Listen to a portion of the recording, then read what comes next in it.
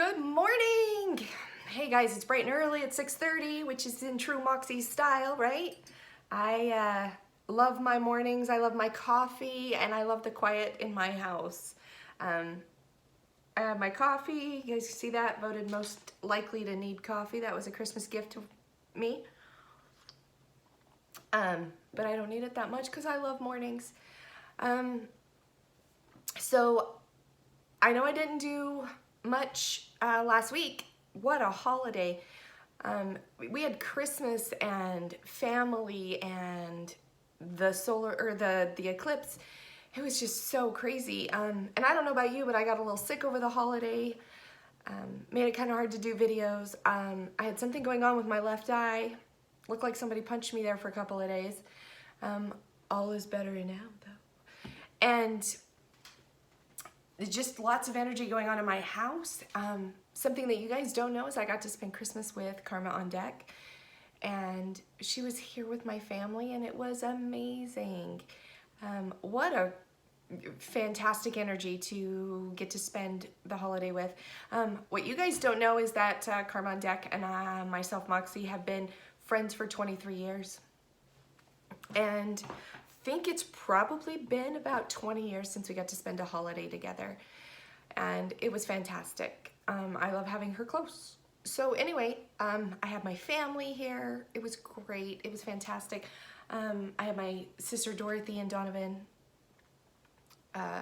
over to play games, and my in-laws, and I could have asked for it to be better. So I hope everybody else's holiday was fantastic. Here we are coming up on the new year now.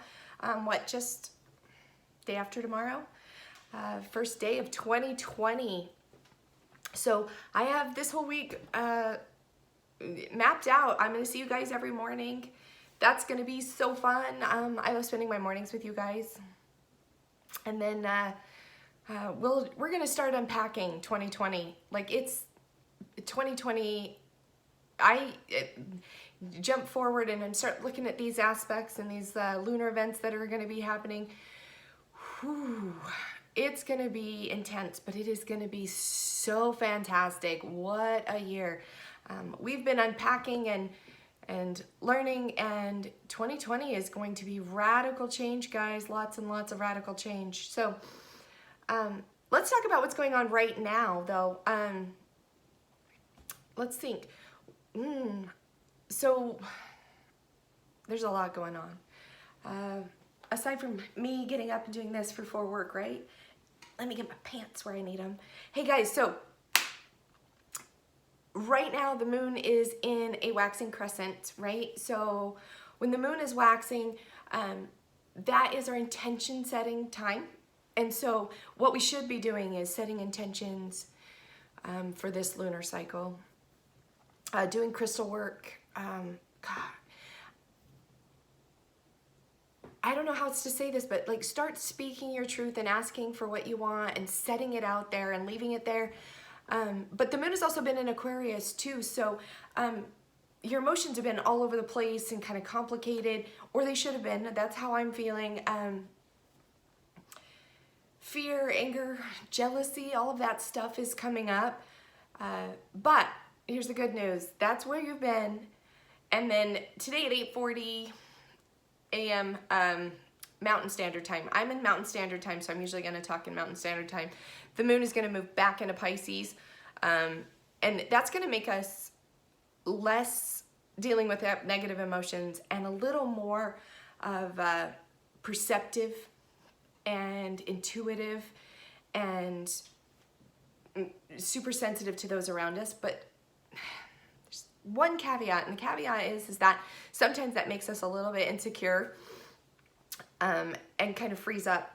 But use it right now. Moon in Pisces is so imaginative and creative. I say just get moving on ideas. Start putting them down on paper. Neptune is the ruler of Pisces. So we're going to feel the effects of Neptune on this moon phase as well. And Neptune, like I said, was a little sensitive and insecure. And a lot of times when Neptune has a strong aspect, we feel a little bit like we're emotionally drowning.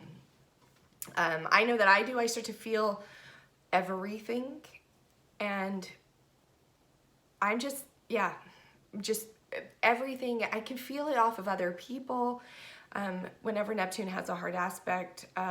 So I catch myself zoning out, checking out at work where I'm not really accessible and approachable. Keep that in check. Take some time alone. That is the best way to deal with that. But while Neptune has any influence over this moon, like I said before, with the moon in Pisces, you are going to be more intuitive and more sensitive.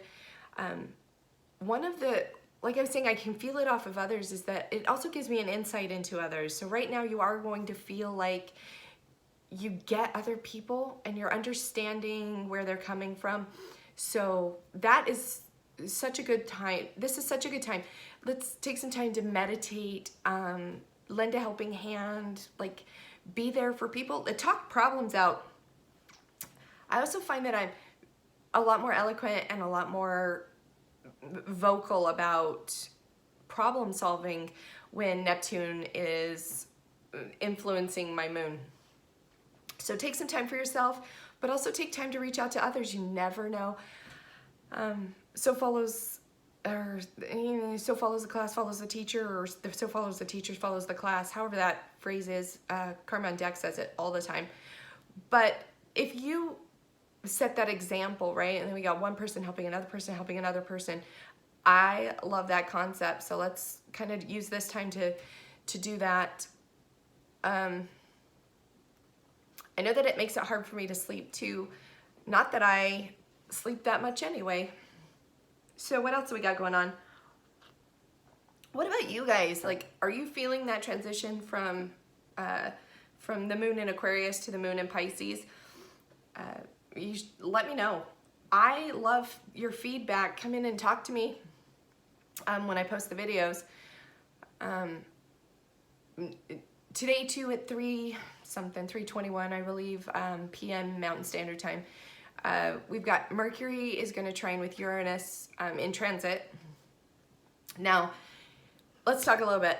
Mercury is your messenger, and he's all about your intelligence and the way that you learn and the way that you are able to teach. And he's also considered the lower mind. He is going to trine up with Uranus. Uranus is your higher mind. This is where you're questioning authority and you're thinking about and wanting to instill radical change. And you have such a strong sense of wanting to express your individuality. Uranus is our quirky cousin who wears bell bottoms and the funny hat and doesn't care what anyone thinks. And so he wants to make big changes, where Mercury is the guy who's like, let's talk out our problems, let's figure this out. Teach me what you know, I want to teach you what I know. That's our cousin Mercury.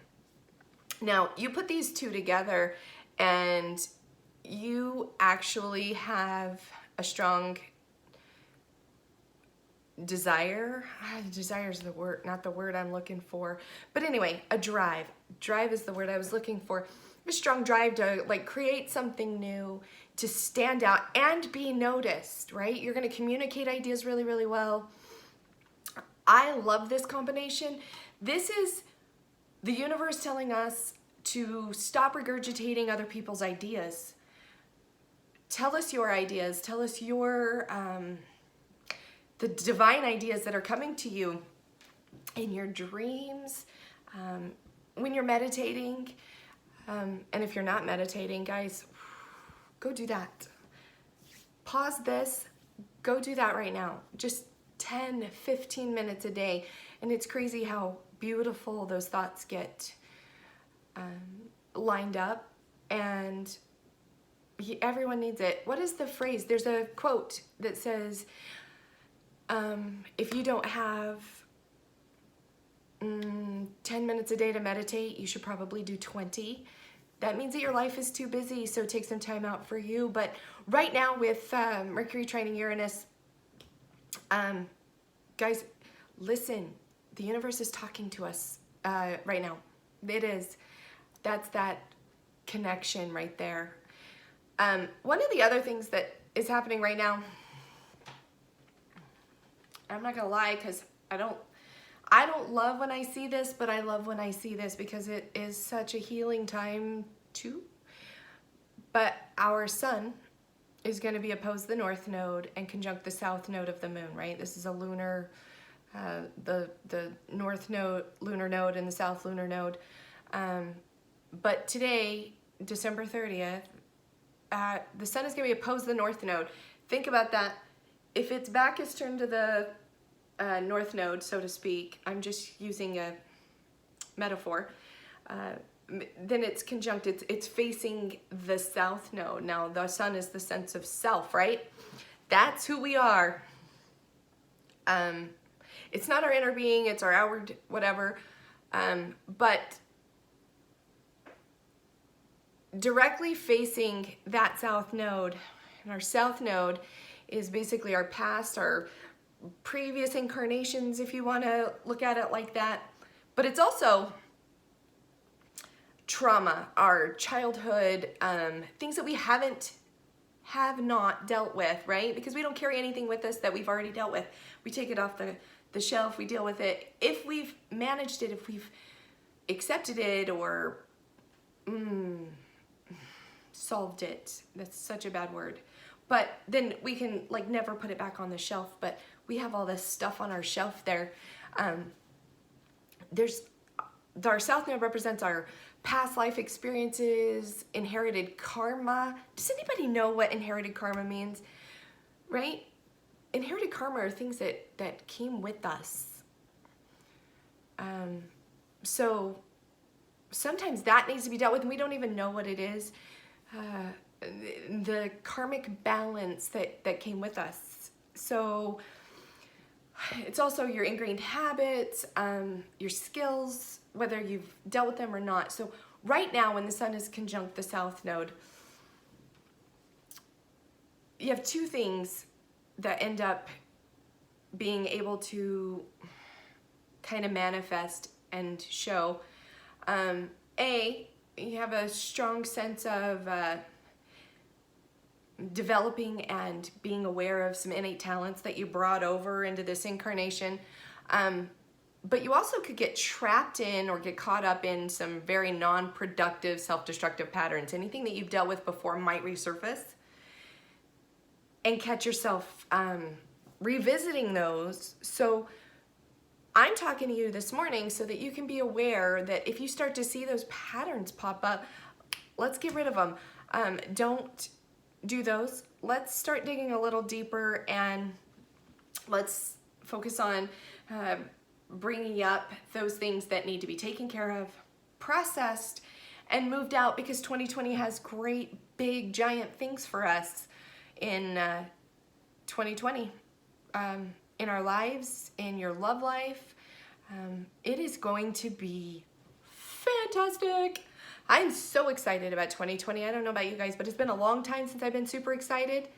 I've got some projects that are coming up that are just going to be so beautiful. And the world is in alignment right now. It's so great. So I hope you guys find this super useful. I know I have a couple of people that message me every day and it's like, where did you go? Because, you know, it's like getting your horoscope a little bit, just letting you know. If you want more, right, these transits will affect you differently based on where your natal planets are. I like to describe it as transits with your natal chart. The blueprint when you were born, that is the core, right? That's the core. That's who you feel like all the time. And transits are like passing emotions, like, oh, this little movement across the sky is going to cause this for a moment. But your natal chart, your natal blueprint, that's different. If you don't know that, sometimes these can't be as specific and as in-depth. But if you want a natal chart done, go ahead and email me at magicandmoxie.com. That's magicnmoxie@gmail.com. And email me there, message me here, find me on social media, private message me. We'll get you a natal chart done. And then you can see how these transits affect you specifically, because if you already have a strong Neptune aspect in your natal chart and Neptune pops in again, it's gonna mean a little more for you. Coming up, December 31st, we have Mars trining Chiron, which is interesting because what Chiron represents is going to be fantastic for you. My friend Karma on deck, I mentioned her earlier. She's actually in her Chiron return year. So she's very interested in what's happening with Chiron throughout the year and what the transits are going to be. And Moon enters Aries on January 2nd and also the first quarter on January 3rd, which is time for action, right? So I will see you guys tomorrow morning. Let me know if there's anything specific that you want to know about or have questions. I love you guys. Thanks for having coffee with me, and I'll see you tomorrow.